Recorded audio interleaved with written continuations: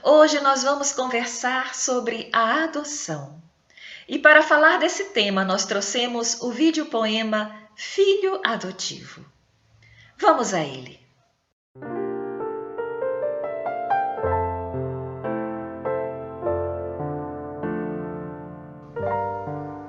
Numa noite sem beleza, de luar melancolia, desprendeu-se uma estrela, atirada à incerteza do seu céu onde vivia. Tão pequena quão carente, assustada despencou de seu mundo a terra quente, qual estrelinha cadente em tristeza sem rancor. Numa noite de esperança, a mulher sentada à porta tece os fios da lembrança de sua vida sem criança, de seu lar sem berço e chora. Vê então cair-lhe ao lar a estrelinha a chorar, com o olhar a suplicar colo de mãe para amar, noutro céu que a queiram dar. E na esquina do caminho que o tempo resgatou, se acolhem mãe e filho para seguir mesmo destino, duas almas, mesmo amor. E na casa solitária, nova luz logo surgiu, transformou-se em céu a casa, onde brilham as duas almas que o destino reuniu. Nessa terra de agonias, há estrelas, mães de amor, que dedicam a própria vida a amparar as estrelinhas que a sorte abandonou.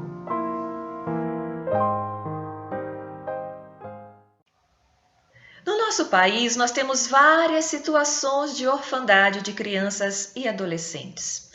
Na primeira situação, nós encontramos os órfãos que são ou órfãos só de pai ou órfãos só de mãe, ou seja, um dos dois permanece vivo.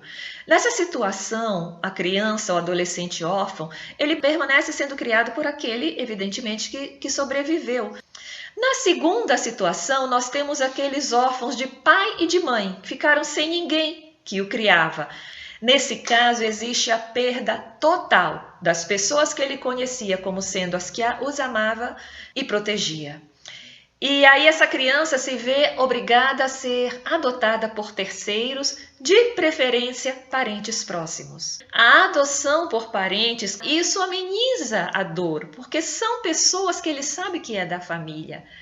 E outro fator é que essas crianças que perderam por acidente ou por doença os pais, por mais que tragam uma dor muito grande de saudade, elas trazem também a certeza de que aqueles pais a amavam. Mas, infelizmente, no caso dos órfãos que não têm parentes que possam querer adotá-los, essa criança vai ter que ser direcionada para a adoção, numa família opcional, totalmente diferente, fora do clã familiar que ela já conhece. E aí sim a adaptação vai ser mais ou menos difícil, dependendo do caso, né? À luz da doutrina espírita, o desencarne dos pais que deixam seus filhos por criar é sempre uma provação para os pais que desencarnam, para os filhos que ficam. A exceção, evidentemente, do suicídio, direto ou indireto, o desencarne de um ou dos dois pais, ele costuma ser parte de um planejamento reencarnatório prévio, que aconteceu, evidentemente, antes de todos renascerem, né? Mas existe ainda uma terceira situação de orfandade, que é aquela que predomina aqui no nosso Brasil.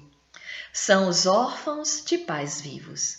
São crianças e adolescentes que foram retirados da família pela justiça por causa de abandono, ou por causa de maus tratos ou de exploração que essas crianças sofriam dos seus próprios pais ou daquelas pessoas que o criavam, que faziam o papel, ou deveriam fazer o papel de pais, né?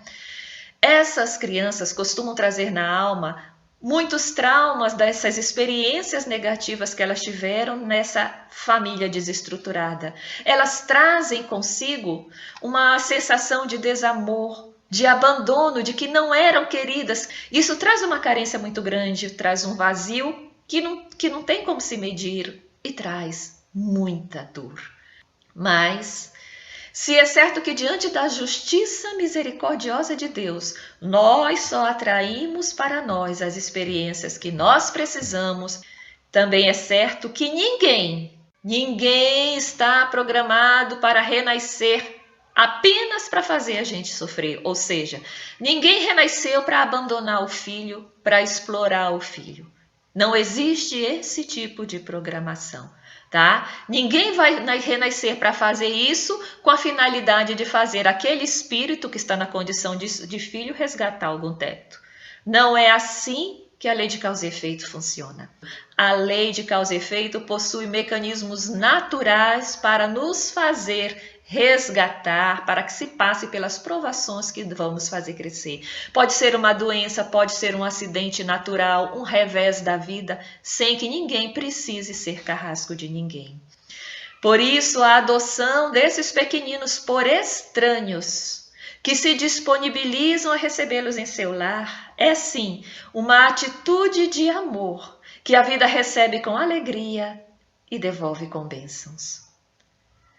O desafio de curar a alma desses pequeninos traumatizados, que carregam uma carência de difícil cura, que não receberam em suas famílias de origem a orientação moral, nem a intelectual esperada, faz com que aquele lar receba especial apoio da espiritualidade maior. O tempo, o amor, o abraço sincero, a proteção, o tratamento especializado que é necessário vão ser os medicamentos que vão fazer cicatrizar as feridas que os filhos adotivos trazem na alma. E esses filhos, curando-se, farão com que também os pais adotivos se curem dos seus próprios conflitos.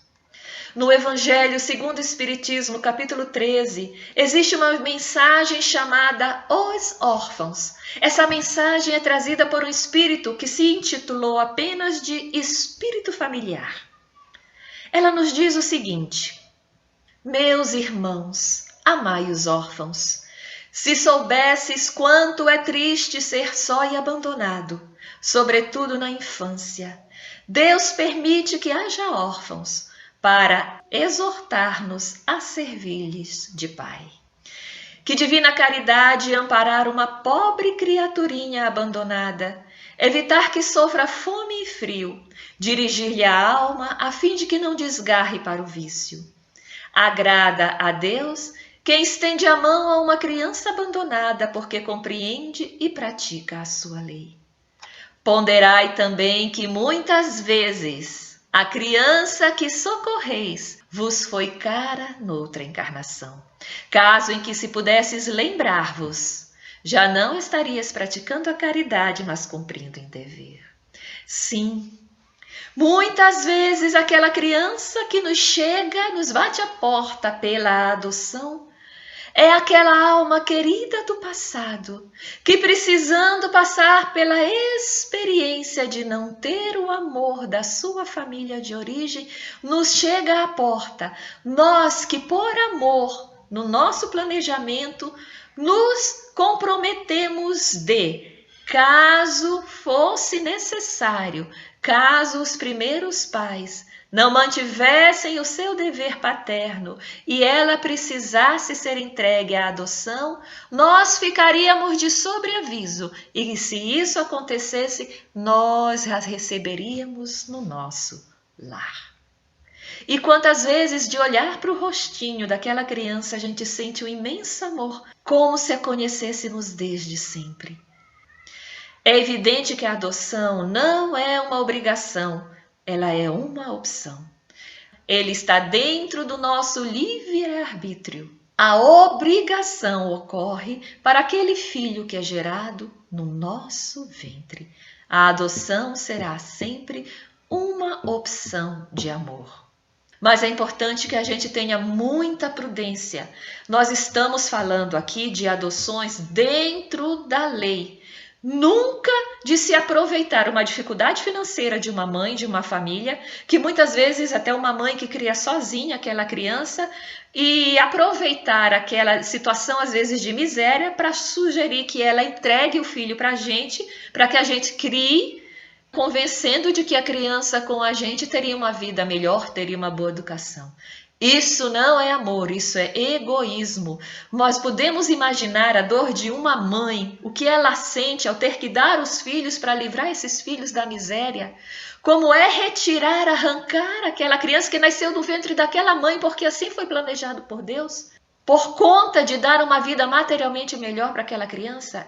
Se aquele lar, apesar de miserável, for um lar digno, e se aquela criança, que às vezes ainda é um bebê em ter idade, é amada, se não existe motivo, se judicialmente não foi retirada do seu lar, e se a única miséria é a material, por que não adotar a família toda? Por que não promover aquela mãe para que ela tenha condições de sustentar o próprio lar, sem precisar dar aos seus filhos, sem que eles precisem passar fome?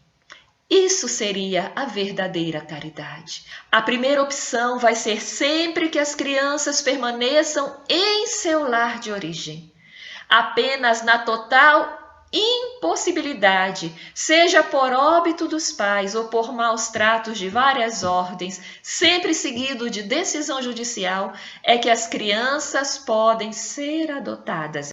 E nós, pais adotivos que nos transformamos, nós precisamos de amor e de maturidade para aceitar plenamente essas estrelinhas que descem de seu céu para nossa casa, junto com as suas dores, junto com seus traumas, aprendendo a amá-los do jeito que eles são, curando-os e nos curando também. Que Deus, em sua infinita bondade, ampare a todos nós e as nossas famílias. Muito obrigada.